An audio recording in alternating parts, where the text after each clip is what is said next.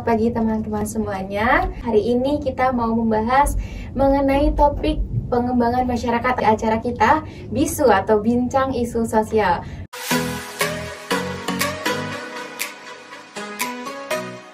Assalamualaikum warahmatullahi wabarakatuh. Selamat pagi teman-teman semuanya.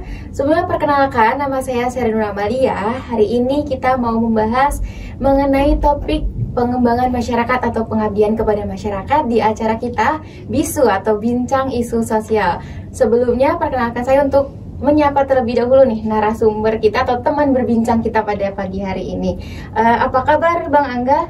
Alhamdulillah sehat. Oke, sebelumnya tolong perkenalkan diri Bang Angga terlebih dahulu nih ke teman-teman semuanya. Oke, halo teman-teman semuanya. Perkenalkan, nama saya Angga Rizky, biasa dipanggil Angga, dari Fakultas Angkatan 55 di BMKM selaku Menteri Koordinator Bidang Pelayanan dan juga Pengabdian. Salam kenal teman-teman semuanya. Oke, salam kenal Bang Angga. Jadi hari ini kita nih mau buat podcast gitu ya Bang, tentang BISU atau biasa kita sebut Bincang Isu Sosial, di mana topik perbincangan kita pada hari ini itu mengenai pengabdian kepada masyarakat. Nah, yang pengen aku atau teman-teman tahu nih, apa sih sebenarnya kegiatan pengabdian yang mungkin udah Bang Angga lakukan nih selama ini, dan kenapa bisa Bang Angga itu tertarik untuk melakukan kegiatan pengabdian kepada masyarakat seperti itu Bang? Oke. Mungkin kita mulai dengan kenapa tertarik ya, kenapa tertarik di bidang pengabdian masyarakat, karena mungkin ini lebih ke apa yang memang disebutkan sebagai sebuah apa ya, niatan dalam diri gitu, niatan dalam diri yang mana kita sebagai mahasiswa ataupun kaum intelektual tentunya mempunyai sebuah kewajiban untuk bisa apa ya, memperluas gitu ataupun menyampaikan ilmu yang memang kita dapatkan dan juga kita sampaikan kepada masyarakat itu. Terus kemudian juga ini juga bagian ya dari Tridharma Perguruan Tinggi. Poin 3 itu pengabdian masyarakat, yang mana ya kita sebagai mahasiswa harus untuk bisa melaksanakan itu. Dan ranah pengabdian adalah, karena kan kebanyakan orang kalau bicara pengabdian tuh kayak apa sih gitu, cuma sekedar ngabdi doang gitu kan. Mungkin orang lebih tertarik dan juga lebih familiar di bidang apa namanya itu pergerakan dibandingkan pengabdian gitu. Tapi pengabdian itu kan istilahnya terjun ke masyarakat dan juga kita langsung bersapa langsung dengan masyarakat. Itu adalah sebuah hal yang menurutku ya selama ini itu sebuah hal yang amat sangat asik dan sangat mulia sekali gitu, karena langsung kita belajar juga di masyarakat dan juga kita mengaplikasikan ilmu yang memang kita dapatkan gitu. Terus pengalaman ya? Iya, tadi pengalaman sama mungkin program-program pengabdian gitu Bang yang udah dilakuin. Kalau bicara soal pengalaman sendiri, kalau untuk di bidang pengabdian ya tentunya kita ya khususnya di BMKM itu memang kalau di ranah pengabdian gitu ada beberapa juga yang istilahnya desa binaan gitu, yang memang dari tahun 2022 ini kita ngadain beberapa kegiatan pengabdian. Pertama itu kemarin kita di Desa Cideng Udi ngelaksanain pengabdian juga, yang mana itu kelanjutan dari PHP 2D tahun kemarin dan kita lanjutkan ke P3D-nya kan. Nah itu juga kita apa ya, di sana tuh kan permasalahannya terkait dengan sampah kan.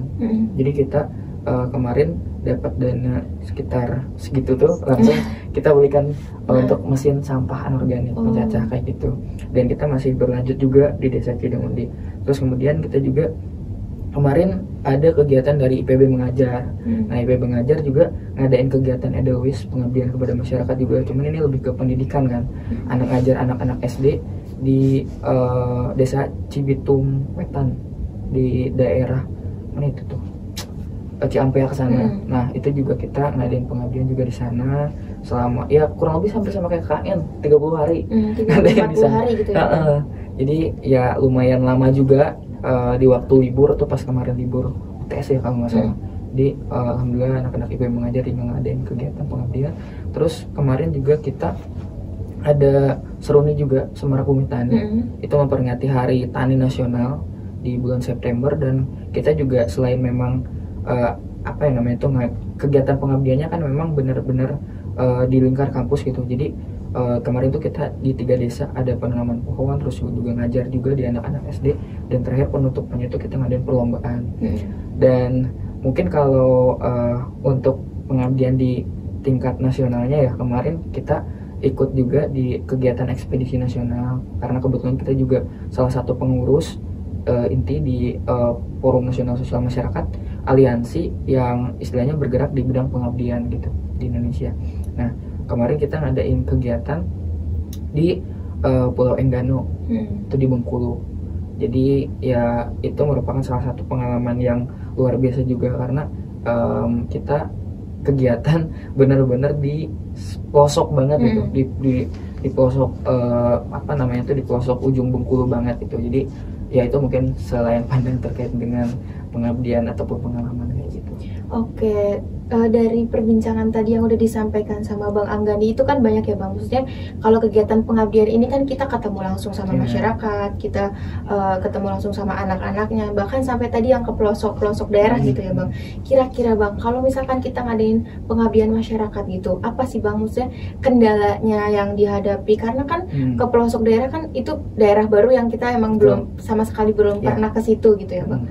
Kira-kira kendalanya apa mungkin, dan mungkin ada nggak sih pendekatan khusus atau hal-hal yang biasanya dilakukan sama Bang Angga nih agar bisa beradaptasi dan mungkin melakukan kegiatan pengabdiannya dengan lebih baik gitu? Kalau kendala sih tentunya setiap pengabdian itu pasti banyak banget kendalanya gitu. Dan salah satu hal yang memang sering kali disorot itu kadang apa yang kita lakukan program itu kadang tidak diinginkan gitu oleh mereka. Misalkan kita ngadain penanaman pohon. Nah, penanaman pohonnya ya kita yang ngadainnya ya maksudnya tuh pohonnya tuh nggak sesuai dengan apa yang mereka inginkan. Kan mereka membutuhkan pohon jeruk misalkan. Tapi ya kita adanya pohon apa ya? Ya pohon lain lah kayak gitu. Nah, itu kadang kan kalau bisa pengabdian itu kan keberlanjutan kan. Setelah itu pasca itu tuh kayak gimana gitu. Jadi ya masyarakat pun nggak bisa melanjutkan karena si programnya itu nggak sesuai dengan apa yang mereka inginkan. Kadang itu juga terjadi. Terus kemudian kalau hal lain, kalau di kita ya, kalau mungkin yang bicaranya Jawa Barat itu kadang kita kalau misalkan ngadain program itu selalu ada argumen dulu gitu dengan masyarakatnya, karena ya itu terkadang penolakan itu ada lah gitu dari beberapa masyarakat yang kemudian kita maparin program, terus kemudian dari masyarakatnya tuh tahun lalu juga pernah ngadain kayak gini nggak berjalan dengan baik, keberlanjutannya juga gini. Nah, kadang banyak sekali penolakan kalau di masyarakat kita di Jawa Barat.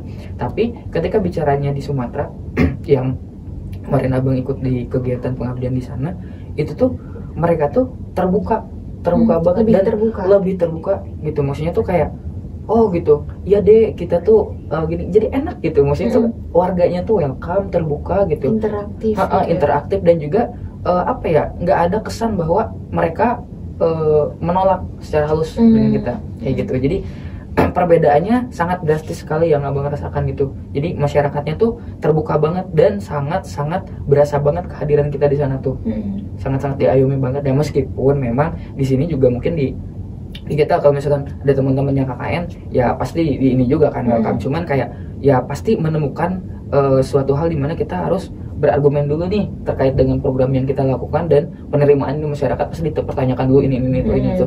Kalau di Sumatera, kalau yang Abang alami ya kemarin tuh kayak bener-bener terbuka aja gitu masyarakatnya kayak gitu. Itu sih mungkin ya beberapa hal yang memang istilahnya selalu terjadi gitu di ranah pengabdian. Terus mungkin ini Bang, kan itu kendala-kendala pas di lapangan gitu ya Bang. Nah, kan mungkin berdasarkan pengalaman pengabdian kan Bang Angga ini nggak cuma sekali gitu ya, maksudnya kegiatan pengabdian ini udah berkali-kali. Nah, untuk mengatasi kendala kedepannya nih sebelum pengabdian itu kira-kira persiapan dari Abang itu gimana persiapan yang dilakukan gitu? Kita harus tahu dulu lokasinya sih, lokasi pengabdiannya. Maksudnya kan kalau di kita kan di IPB sendiri di LPPM ya ada data desa presisi. Terus kemudian kita juga di BMKM tuh ada mapping wilayah di lingkar kampus. Nah, itu tuh bisa dijadikan sebagai sumber data, big data buat kita.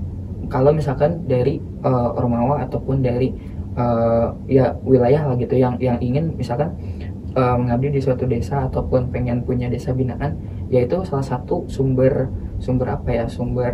sumber data yang bisa kita jadikan acuan, karena di sana tuh kan ada banyak banget ininya kan, potensi wilayahnya kayak gimana, terus kemudian masyarakatnya seperti apa, permasalahannya seperti apa. Jadi benar-benar by data gitu, menggali informasi. Betul, menggali informasi terlebih dahulu, baru kemudian kita bisa menentukan kita mau ke desa mana, kita mau ke Senatung bawa program apa. Karena ya itu tadi berkaitan lagi sama kondisi yang terjadi, bahwa kadang pengabdian yang kita lakukan, program yang kita sampaikan ke masyarakat itu tidak sesuai gitu dengan apa yang mereka inginkan.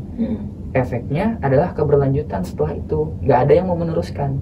Dan itu sering terjadi gitu. Kayak gitu sih pasca kegiatannya kita berpikir, karena pengabdian ini bukan sebuah kegiatan eventual yang satu kali ataupun misalkan satu pekan berjalan selesai. Tapi berbicara keberlanjutan setelah itu kayak gimana, itu sih kepastian setelah itu tuh harus kita kontrol kayak gitu. Gitu sih. Ngomong-ngomong keberlanjutan nih Bang, kira-kira ada nggak sih program pengabdian yang udah Abang lakukan, terus sampai sekarang itu programnya masih ada? Kira-kira boleh diceritain nggak itu program apa dan apa yang dilakukan gitu? Kalau untuk program pengabdiannya, itu yang tadi kita punya desa binaan, dan itu kita udah 2 tahun berjalan dari zaman tahun kemarin, dan itu masih tetap kita bina, dan juga kita tetap berkeberlanjutan masih tetap terus ada gitu. Bahkan ya kita di sana tuh kayak bener-bener dianggap ya anak lah gitu oleh warga di Cidengnya kayak gitu. Jadi istilahnya ya kita meneruskan program yang memang udah berjalan tahun kemarin, dan kita memastikan bahwa beberapa hal yang memang terjadi di sana kita terus evaluasi gitu dari sisi yang memang berkaitan dengan program. Terus kemudian kalau secara pribadi KKN sih mungkin.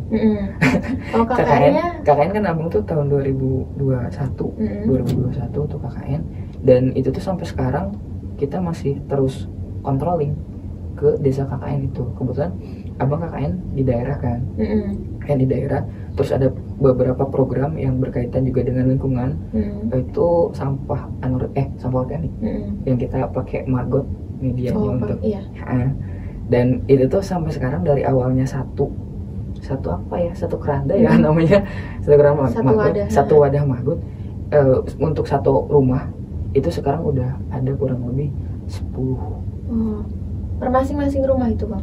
Iya, awalnya dari RT dulu kan. Awalnya satu RT dulu, terus kemudian berkembang biak, ya udah di yang lain juga pada ngikut gitu.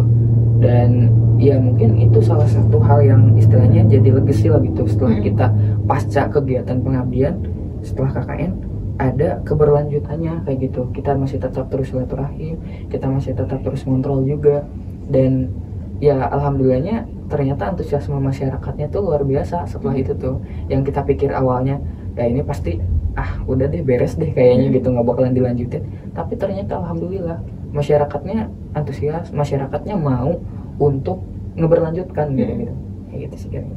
Tapi kan kadang nih kalau kegiatan pengabdian nggak semuanya yang pro gitu. Betul. Ya, pasti adalah 1-2 yang kontra gitu untuk kegiatannya. Kira-kira kalau ada yang kontra nih, tanggapan Abang gimana sih? Apakah ya udahlah diemin aja gitu, atau mungkin ada pendekatan khusus nih ke yang tim-tim yang kontra gitu?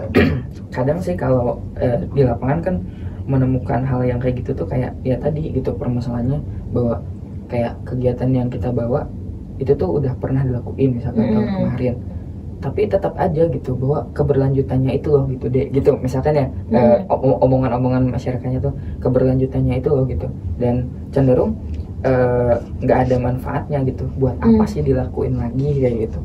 Nah mungkin hal yang dilakukan ya kita coba lagi melalui pendekatan gitu, karena masyarakat mungkin ataupun warga ya yang memang istilahnya bisa kita lakukan ya dengan cara pendekatan gitu.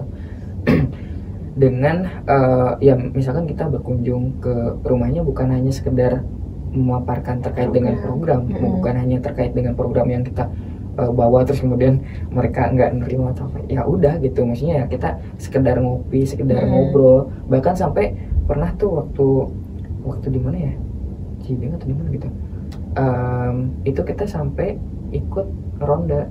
Oh iya. Ikut acara warga. Jadi emang bener-bener kayak kita ambil hati mereka juga gitu. Dan ya memang kita nggak bisa meyakinin gitu, tapi seenggaknya memang ada proses pendekatan gitu ke mereka. ya kita lihat aja progres setelah itu, ternyata program yang kita bawa ternyata diteruskan gitu ujung-ujungnya. Itu berarti secara tidak langsung, oh ternyata alhamdulillah gitu masyarakatnya bisa gitu, yang tadinya mungkin istilahnya apaan sih kayak gitu, pasti ujung-ujungnya nggak bakalan berlanjut gitu, ternyata alhamdulillah masyarakatnya bisa melanjutkan gitu. Karena kadang kan masyarakat tuh kalau melihat program atau kegiatan kan dari profitnya gitu ya Bang. Ya, sedangkan betul. Kalau Betul pengabdian sekali. masyarakat ini lebih ke benefit Betul sebenarnya. Itu sekali. kadang hal-hal kayak gitu yang jadi kita sebagai pelaksana programnya itu bingung cara menyikapi kemauan masyarakat ini. Tanggapan Abang gimana Bang kalau kayak gitu?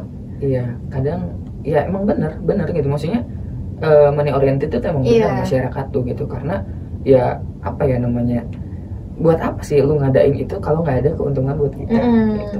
Karena ya itu program-program yang memang kita buat juga, yang kita canangkan memang ada kebermanfaatan untuk mereka juga gitu. Jadi entah itu mungkin dari sisi keuangan, contoh yang Magot kan sebenarnya Magot 2021 tuh masih belum terlalu booming ya. Tapi ketika memang sudah ada pasarnya, mereka tahu gitu, oh ini tuh ternyata menguntungkan nih gitu. Ketika kita membudidayakan ini terus kemudian kita jual sebagai pakan ternak hewan gitu, itu ternyata ada pasarnya gitu. Dan ketika memang udah tahu, ya udah berkembang aja gitu dengan sendirinya. Itu emang bener gitu, harus ada sebuah apa ya, pemantik gitu dari kitanya, bahwa ngeyakinin bahwa ini tuh bakalan jadi sebuah hal yang memberikan sebuah keuntungan gitu loh, secara langsung ataupun tidak langsung gitu. Maksudnya tuh kayak keuntungannya ya itu tadi, dari sisi pendapatan mereka juga bisa bertambah. Terus kemudian dari sisi hal lain, misalkan kayak kebermanfaatan, kalau ngajar kan kita istilahnya memberikan sebuah apa ya namanya tuh ya ilmu juga gitu kan kepada anak-anak juga gitu, meskipun memang di luar ranah pendidikan, misalkan ngajar tentang lingkungan gitu kan, sosialisasi tentang lingkungan dan sebagainya gitu, penggunaan sampah dan sebagainya. Dan itu kan jarang diinikan juga gitu di pendidikan formal. Jadi ya kita lebih ke sana juga, jadi ada kebermanfaatannya juga gitu untuk masyarakat dan juga untuk anak-anak gitu. Oke Bang, karena apa ya, kegiatan pengabdian masyarakat ini kan sebenarnya efeknya jangka panjang. Gitu ya, maksudnya nggak secepat yang masyarakat pikirkan gitu. Nah mungkin ada nggak sih Bang kalau yang kegiatannya berkaitan sama anak-anak nih, kira-kira apa sih hal yang menarik dengan kita mengabdikan diri terus ketemunya sama anak-anak gitu? Kira-kira menurut Abang yang menarik itu apanya sih Bang kalau kegiatan bersama anak-anak ini? Yang menarik ada ya kan kalau dari sudut pandang Abang, karena Abang tuh kalau ketemu sama anak-anak tuh nggak tahu gitu, jadi ada kayak misalkan nih lucu sih, jadi emang suka sama anak kecil, terus kemudian jadi mungkin nggak tahu anak-anak tuh ketika ada Abang tuh jadi suka berkerumun gitu loh. Jadi mungkin pengaruh itu dari kitanya juga sih, kayak selalu ngajak buat ngobrol dulu gitu dan sebagainya gitu. Jadi menariknya anak-anaknya juga istilahnya, apalagi khususnya anak-anak yang masih kecil-kecil ya, kayak misalkan yang masih TK terus kemudian kelas 1, kelas 2 gitu, yang istilahnya kayak mereka tuh masih semangatnya lah gitu. Jadi ada sebuah energi juga yang bisa diberikan ke kita gitu ketika kita melakukan pengabdian misalnya di bidang pendidikan, ngajar gitu. Transfer energi lah gitu dari mereka yang emang semangat gitu, yang ceria, kitanya juga ikut ke bawah gitu sih. Itu sih mungkin hal yang unik dan menarik yang bisa Oke, terus pernah dengar juga nih kalau misalkan Bang Angga ini ikutan forum nasional gitu Bang tentang pengabdian. Itu pengen tahu juga dong Bang, itu kegiatannya tuh kayak gimana, terus kenapa Bang Angga ini bisa ikutan forum itu? Ya mungkin tadi juga sempat di disclaimer ya. Jadi memang istilahnya kita tuh BMKM, khususnya BMKM IPB masuk di Aliansi Forum Nasional Sosial Masyarakat. Nah itu adalah aliansi yang memang bergerak di bidang pengabdian dan juga sosial masyarakatnya kayak gitu. Kalau di yang lebih familiarnya kan BMSI kan, BMSI. Nah kalau BMSI di bidang pergerakan, kalau kita Fornas Sosmas itu di bidang pengabdiannya kayak gitu. Jadi mungkin bedanya itu aja. Cuman di Fornas Sosmas ini memang tergabung di beberapa kampus ya, tergabung beberapa kampus-kampus besar itu di Indonesia, dibagi menjadi 8 wilayah dan itu tiap wilayahnya itu ya diisi dengan ya pokoknya dari Sabang sampai Merauke gitu ada perwakilannya. Nah salah satu kegiatannya tuh ada ekspedisi nasional yang kemarin kita berangkat ke Bengkulu, dan itu kegiatannya itu di luar pulau Indonesia kan, di Pulau Enggano, jadi pulau terluar Indonesia. Dan ya banyak hal sih yang memang didapatkan ya, istilahnya mungkin dari masyarakatnya itu tadi, yang kemudian ternyata di sana tuh lebih terbuka gitu masyarakatnya, lebih bisa menerima, dan juga ya itu apa namanya tuh amat sangat memperhatikan kita juga selama di sana tuh. Dan ke kitanya juga kayak wah, benar-benar pengalaman yang luar biasa gitu. Dengan kemarin kan kita sebenarnya perjalanan buat ke sana tuh hampir 1 hari kan, hampir 24 jam lah kayak gitu. Dan itu kondisinya memang kita menggunakan salah satu transportasi molek. Molek itu jadi kayak kereta zaman dulu peninggalan Belanda yang memang digunakan untuk transportasi umum masyarakat di sana, di daerah sana. Untuk menuju ke Bengkulunya. Jadi benar-benar ngegunain itu loh dan itu tuh perjalanan kita tuh emang lama karena ya gimana sih gitu, kalau mau kendaraan yang lama tuh ya nggak bisa di ini, kalau bisa kencang gitu, harus ngikutin alur juga gitu. Jadi ya kayak gitu. Jadi pengalamannya luar biasa. Terus jadi orang-orang di desanya kan kebanyakan, kalau di yang kemarin kita ke Bengkulu tuh masyarakat di sana tuh masyarakat pendatang juga kebanyakan. Oh iya. Karena di sana tuh masyarakatnya mata pencariannya tuh nambang emas. Nambang emas terus. Tapi banyaknya pendatang. Jadi lucu kemarin tuh kesana ke Bengkulu, tapi kan abang orang Sunda kan, Sunda. Jadi pas kesana tuh yang ngobrol bahasa Sunda, karena ketemu sama orang-orang Sunda juga gitu, kayak wah ini ketemu sama dulur kata abang, ketemu sama saudara gitu, ternyata yang bisa bahasa Sunda juga. Jadi kayak nyambung aja. Terus juga ada berbagai macam suku deh gitu, suku Batak ada, suku ya Ambon ada, maksudnya hampir semua wilayah di Indonesia itu ada gitu orang-orang yang di sana. Jadi kayak menarik aja gitu dengan antusiasme orang untuk kesana, untuk apa tadi, sebagai apa, tukang menggali emas lah kayak gitu. Tapi memang resiko yang ditempuh karena perjalanan ke sana tuh kan panjang hampir 1 hari, lama, dan itu tuh medannya tuh amat sangat ekstrim. Bayangin, karena di wilayah pelosok gitu ya Bang. Pelosok itu tuh ujung banget Bengkulu, dan ya kaki gunung. Aksesnya masih ini berarti terbatas. Aksesnya masih terbatas. Kendaraan sebenarnya udah ada, cuman baru dibuka tuh tahun 2019 buat jalan umum, dan itu masih tanah.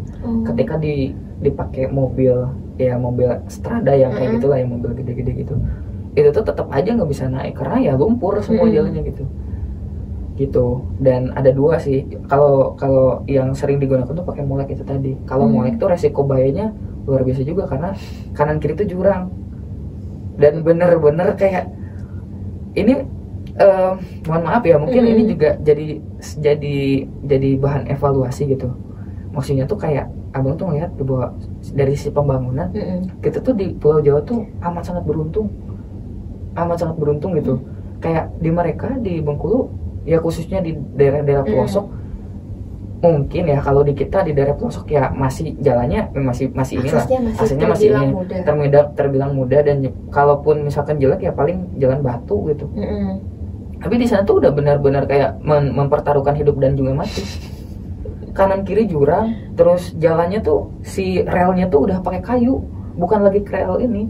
Banyak yang udah rusak. Terus kemudian masyarakatnya tuh kayak bikin sendiri rel sendiri pakai kayu gitu. Bisa dibilang sebenarnya udah nggak layak gitu ya. Sangat nggak layak gitu. Nah itu tuh kayak ini di mana nih letak pemerintah yang istilahnya tahu monumen Monas, emasnya Monas, itu tuh dari sana, dari Bengkulu yang tapi warga sananya aja. Ya gitu, akses ke sananya aja deh gitu. Kayak gitu. Jadi ya banyak banget sih pembelajaran, kayak seakan-akan kita juga kayak melihat kan gitu kondisi di Indonesia itu ternyata ya masih banyak gitu orang-orang yang istilahnya buat orang kan di sana juga ada yang ngewarung juga kan, belanja ke sana. Itu jarak tempuh kan 1 hari. Terus buat kesana tuh ya wajar sih, misalkan harga satu nasi padang itu kalau di kita normalnya berapa? Paling 15 lah ya. Di sana bisa nyampe 40.000 satu porsi itu Bang. Ya karena ya bayangin akses akses kesananya kayak gimana. Ya lu beli buat kebutuhan pokok, tapi lu juga harus mempertaruhkan nyawa kan. Gitu karena. Dan itu nggak selamanya mulus juga kan. Kadang ketika emang kondisinya nggak stabil, itu si bannya tuh keluar dari rel, diangkat dulu. Itu tuh sering kayak gitu. Bahkan yang terjadi tuh kemarin itu juga kita kayaknya mempertaruhkan hidup dan mati juga. Jadi bukan lucu ya, tapi mempertaruhkan hidup dan mati, tapi kitanya ketawa ya Bang. Jadi waktu itu tuh kan abis hujan, terus si pohon-pohon banyak yang tumbang, sedangkan si moleknya tuh jalurnya tuh ya ini mulus ya, kencang juga. Nah nggak lihat tuh di depan karena penerangannya itu pakai senter, jadi nggak ada lampu dari moleknya tuh nggak ada, jadi benar-benar pakai senter bapaknya gini. Jadi ya, jarak pandangnya pun dekat. Iya. Oke. Ketika udah tarik, wah udah ininya kena kaca. Untung nggak tembus ke sini. Aduh, kayunya kayu besar gitu. Itu sih mungkin ya sedikit pengalaman yang memang bisa diceritakan gitu. Tapi memang istilahnya ya kalau bicara soal Lubang Tandai dengan berbagai macam orangnya di dalamnya, terus berbagai macam permasalahannya, kadang suka terbawa suasana gitu. Itu sih. Kan kalau dari tadi nih ceritanya Abang tentang forum pengabdian gitu ya Bang, kan kayak pengalamannya tuh mempertaruhkan nyawa antara hidup dan mati gitu. Kira-kira ada nggak sih Bang, maksudnya dari teman-teman pengabdian Abang nih setelah mengikuti kegiatan itu kayak aduh nyesel nih nggak mau ikutan lagi gitu, atau malah justru tuh mereka ini tuh seru, ini tuh harus dilanjutkan, kapan-kapan mau ikutan lagi gitu. Gimana Bang, itu ada nggak tanggapan kayak gitu? Iya, tanggapan ya pasti ada lah. Setelah itu tuh ya itu kesannya ya kita tuh kayak bener-bener itu mungkin pertama kali kita ngadain pengabdian ya emang bener-bener kayak gitu. Jadi luar biasa banget, kita menerobos hutan, terus juga perjalanan jauh. Dan baru pertama kali. Dan itu baru pertama kali benar-benar pure kita hidup di tengah-tengah hutan belantara Sumatera. Yang emang istilahnya akses kemana-mana susah gitu. Jadi sebuah hal yang sangat menarik sekali, dan orang tuh ya kebanyakan kalau misalkan ditanya soal pengalaman di sana mau ikut lagi atau enggak, ya kebanyakan dari kita bilang mau ikut lagi lah. Cuman ya kita keterbatasan sama jabatan kita sebelum udah selesai kan, ya masih 1 tahun doang, dan ya itu jadi pengalaman aja sih gitu. Tapi kalau ya itu kalau ditanya seru terus kapok, terus enggak ada yang bilang kapok. Semuanya selalu bilang bahwa kegiatan kemarin kita tuh amat sangat pengalaman yang luar biasa banget gitu. Yang istilahnya kita kesana tuh emang benar-benar mengabdi, terus kemudian kita kesana tuh ya benar-benar kita mempertaruhkan hidup dan mati kita juga gitu buat menuju desa tersebut gitu. Kalau tadi kan Abang bilang ya Bang, ada keterbatasan di jabatan, di organisasi gitu. Tapi kira-kira bisa nggak sih Bang, teman-teman kita nih yang di luar organisasi tapi pengen pengabdian masyarakat gitu, kira-kira bisa nggak Bang? Atau kayaknya kamu harus ikut organisasi dulu deh baru bisa ikut pengabdian, atau ya udah kamu nggak ikut organisasi juga bisa kok ngelakuin pengabdian gitu? Bisa. Ya contohnya mahasiswa mengabdi reguler, kan itu kegiatan yang istilahnya kita dari BMKM tuh ada dari Kementerian Perdes. Kalau dulu tuh nama kegiatannya tuh setara kan, nah itu sama lah gitu, istilahnya mewadahi KMIPB untuk bisa melakukan kegiatan pengabdian terus kemudian didanai. Nah cuman untuk tahun ini kita kolaborasi sama LPPM, dan kegiatan setara ini diganti namanya jadi mahasiswa mengabdi reguler gitu. Jadi istilahnya ya itu kita coba untuk mewadahi KMIPB secara menyeluruh.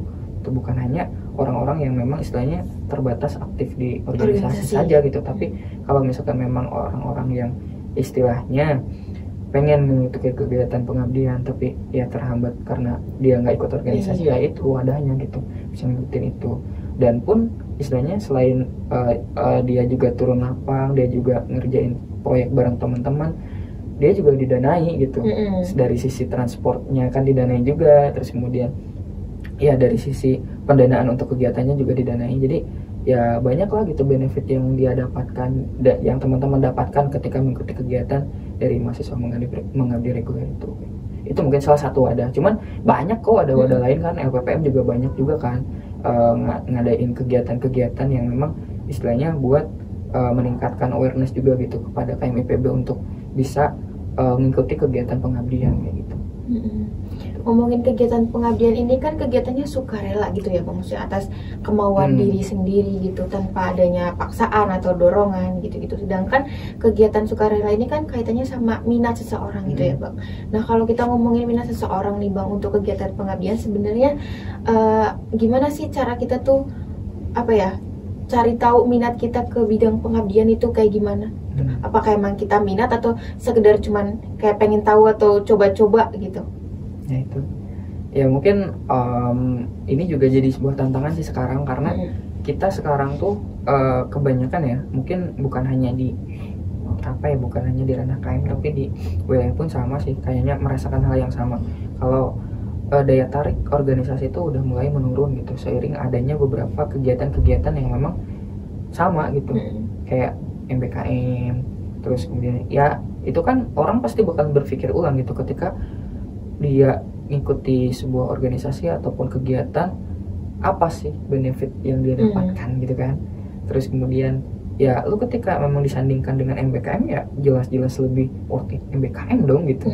Jadi itu jadi sebuah tantangan juga sih, tantangan yang menarik kalau gitu untuk zaman sekarang dengan adanya MBKM ini. Harusnya bisa survive lah gitu dengan keadaan sekarang. Karena tantangannya yaitu kita dengan sebuah sistem yang memang dibuat gitu. Terus kemudian di sisi lain ya kita juga orang-orang yang emang istilahnya udah bergerak di bidang organisasi, ya kita harus bisa menjaga marwah itu agar tetap terpelihara. Terus kemudian ketika bicara soal gimana sih mau supaya daya tarik itu bisa ada gitu, ya harus ikut kegiatannya gitu. Karena kalau nggak ikut ya nggak mungkin bisa tahu rasanya kayak gimana kayak gitu. Terkait dengan passion juga kan, mungkin kalau di tingkat pertama kan ada Permau PPKU, kalau dulu kan BMPPKU sebelumnya. Jadi ya dari sana dulu, dari tingkat pertama. Bicara juga berkaitan juga soal kaderisasi juga kan di sana. Ya maksudnya kalau bicara kaderisasi ya baiknya ketika memang tingkat pertama ya bagusnya harus di ranah paling bawah dulu kan, biar ketika nanti udah dilanjutkan itu kita bisa melanjutkan ke fakultas, kemudian lanjut ke KM-nya, tingkat KM kayak gitu. Jadi step by step lah kayak gitu. Jadi mungkin bisa dari kita coba dulu untuk terjun aja kayak gitu. Nah untuk teman-teman yang kiranya mau nyoba tentang pengabdian masyarakat nih, kan dulu tuh juga abang sebelumnya kan emang belum pernah gitu ya bang pengabdian masyarakat, terus masuk ke organisasi, melakukan pengabdian kepada masyarakat sampai pada akhirnya di titik sekarang ini. Nah kira-kira dari sebelum melakukan pengabdian masyarakat sampai akhirnya sekarang udah melakukan pengabdian masyarakat, ada nggak sih bang satu hal yang berubah di diri abang itu setelah melakukan pengabdian masyarakat, atau satu hal baru atau satu hal pengalaman hidup yang itu tuh jadi berguna banget buat abang sekarang gitu? Satu hal baru ya, lebih peduli sih, lebih peduli dengan orang lain kayak gitu. Karena yang didapatkan di ranah pengabdian itu kan kita benar-benar istilahnya harus meningkatkan benar-benar awareness sih gitu kepada masyarakat. Karena ya kita nggak bisa ketika terjun di masyarakat misalkan kita tiba-tiba ya diem aja gitu, nggak berbaur semua, itu konyol sih kalau tahu bang gitu.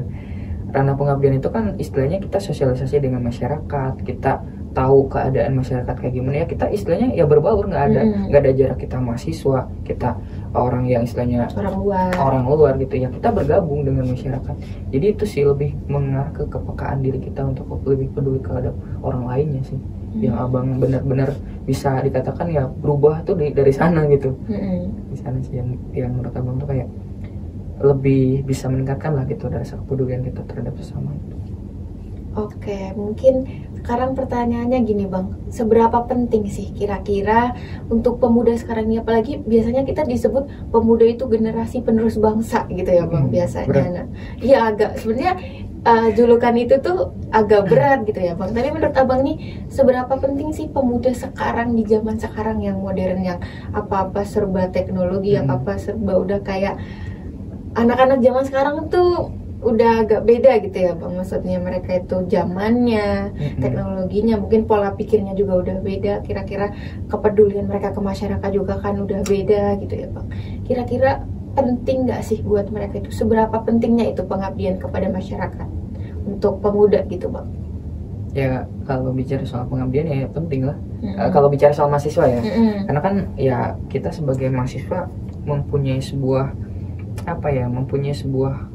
ya yang bisa kita bawa ke masyarakat itu, yaitu terkait dengan tadi ada tercantum juga kan di Tridharma Perguruan Tinggi di bidang pengabdian masyarakat. Terus kemudian kita juga sebagai kaum intelektual yang memang istilahnya mempunyai sebuah pengalaman ataupun ilmu yang lebih, itu merupakan salah satu hak dan juga kewajiban kita untuk bisa menyebarluaskan juga ke masyarakat gitu, terkait apa aja yang udah kita dapatkan, terus hal-hal yang istilahnya bisa kita terapkan di masyarakat. Nah itu juga kita harus mempunyai istilahnya awareness untuk kesana gitu, dan amat sangat penting sih.